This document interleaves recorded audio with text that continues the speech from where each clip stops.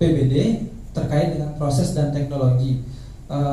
Saya tidak tahu apakah ini akan menjadi masalah di Kabupaten Nganjuk atau tidak. Sebagai contoh misalnya, perencanaan berbasis data ini kan nanti biasanya kalau di satuan pendidikan tertuang di ARKAS yang diterbitkan oleh Kemendikbud. Sedangkan di daerah kita menggunakan SIPD yang diterbitkan oleh Kemendagri.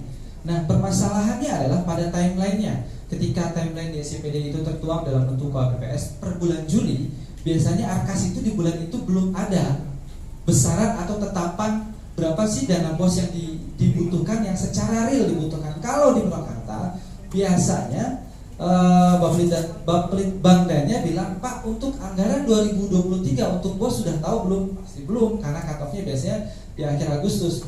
Jadi yang biasa kami lakukan adalah bukan perencanaan berbasis data, tapi perencanaan berbasis kira-kira dulu. Untuk sementara faktualnya begitu Bapak, faktualnya begitu. Jadi untuk anggaran murni di awal tahun berikutnya itu pasti berbasis kira-kira berdasarkan anggaran tahun sebelumnya. Untuk kemudian di anggaran perubahan disesuaikan lagi. Tapi sayangnya di anggaran perubahan ketika itu sudah terlambat, misalnya sudah di akhir tahun, pasti realisasi atau transfer dana BOS-nya juga akan berubah lagi. Nah, jadi diharapkan masuk kepada slide berikutnya, Ibu. Sudah ada mungkin sebenarnya ARKAS itu sudah harus terintegrasi. Saya lupa surat edarannya, kalau tidak salah November 2021 sudah harus terintegrasi antara SIPD dengan ARKAS, itu sudah harus terintegrasi. Kalau tidak salah surat edaran Kementerian Pendidikan dengan Kementerian Dalam Negeri kalau tidak salah November 2021. Cuman itu harus dilakukan oleh pemerintah daerah, sedangkan kita rasanya daerah tidak punya kuasa atau wewenang untuk mengintegrasikan itu. Jadi kami berharap di sini bahwa integrasi ARKAS dan SIPD ini dilakukan oleh si empunyanya, oleh pemiliknya dari Kementerian Pendidikan maupun dari Kemendagri, sehingga apa yang tertuang nanti di dalam ARKAS akan menjadi kumpulan anggaran yang tertuang dalam SIPD, baik itu di perencanaannya, realisasinya sampai dengan penata usahanya. Kalau untuk PMM secara umum tidak ada masalah, cuman mungkin Pak pertanyaan tadi dari kelompok 3, ada satu sekolah, contoh saja satu sekolah, mereka merasa di sekolah itu sudah seluruhnya memanfaatkan PMM, meskipun di dashboard ternyata masih ada 2 atau 3 yang tidak. Lalu alasan sekolah adalah guru itu sudah keluar, guru itu sudah meninggal, guru itu sudah pensiun, tapi kenapa dalam hitungan mereka masih ada. Jadi tadi kami berharap di PMM, di dashboardnya Dinas Pendidikan Kabupaten bisa melihat secara rinci personel yang sudah melakukan pemanfaatan PMM pada satuan pendidikan. Lalu untuk aplikasi Siplah itu responnya sudah sebuah keharusan. Kami pikir ARKAS dan Markas juga sebuah keharusan, termasuk dengan platform rapor pendidikan. Selanjutnya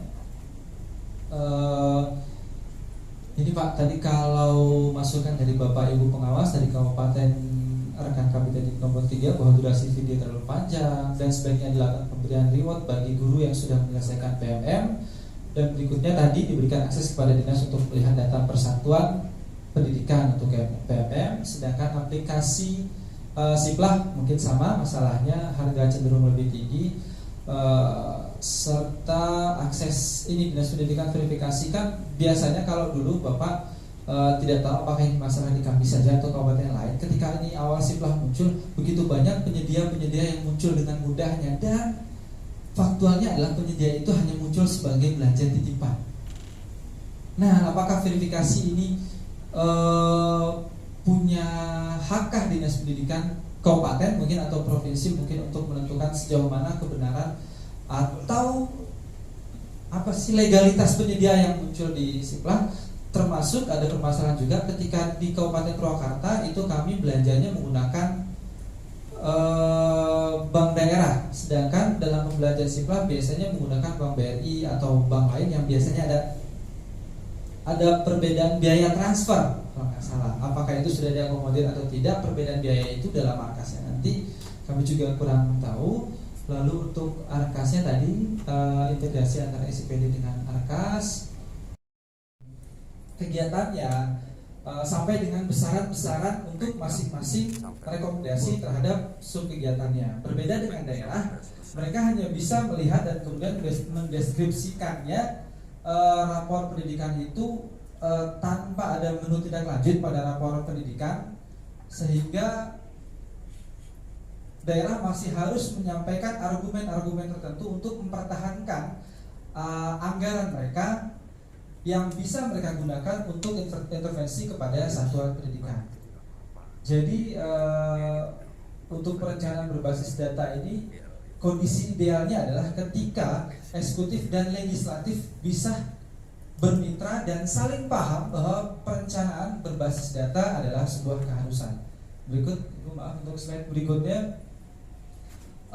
Peran dinas pendidikan secara umum kita sudah melakukan sosialisasi, kita sudah melakukan pendampingan, kita sudah melakukan evaluasi terhadap perencanaan berbasis data, termasuk monitoring. Bahkan di Kabupaten Purwakarta dan beberapa kabupaten kami sudah membentuk kelompok kerja yang mereka bertanggung jawab atas kecamatan-kecamatan di bawahnya, karena mungkin ada kabupaten yang punya kecamatan sedikit, satuan pendidikan sedikit, dan ada juga daerah yang punya satuan pendidikan banyak. Sehingga ketika rentang kerja mereka begitu panjang, kami harus membagi kelompok-kelompok kerja yang bertanggung jawab terhadap perencanaan berbasis data, bahwa sudah sejauh mana sekolah memahami perencanaan berbasis data ini. Kemudian setelah mereka memahami, sejauh mana satuan pendidikan mengimplementasikan perencanaan berbasis data. Apakah kemudian ujung dari penganggaran mereka benar-benar berbasis data, atau mereka hanya sekadar menuliskan tindak lanjut tanpa mereka tuangkan ke dalam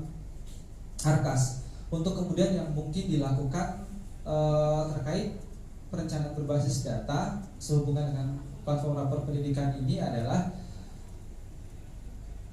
bermitra itu di daerah biasanya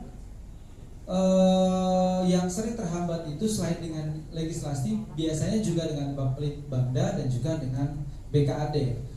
Bahwa keharusan yang harus dipenuhi terkait dengan perencanaan berbasis data ini, daerah maupun satuan pendidikan merencanakan dan menganggarkan tidak hanya sekedar menuangkan apa yang mereka inginkan atau yang mereka butuhkan, tapi juga tuntutan dari hasil rapor pendidikan yang sudah kami terima. Untuk slide berikutnya. Lalu yang dapat dilakukan untuk keberlanjutan PBD terkait proses, teknologi, SDM dan regulasinya secara umum yang sudah baik adalah, saya pikir keseluruhan perencanaan berbasis data ini sudah baik. Karena perencanaan akan berujung pada penganggaran akan berujung pada pelaksanaan akan berujung pada penata usaha kemudian akan berujung pada pemeriksaan, dan seterusnya akan berujung pada temuan. Jika itu tidak ideal, tapi jika ideal, berharap tidak ada temuan.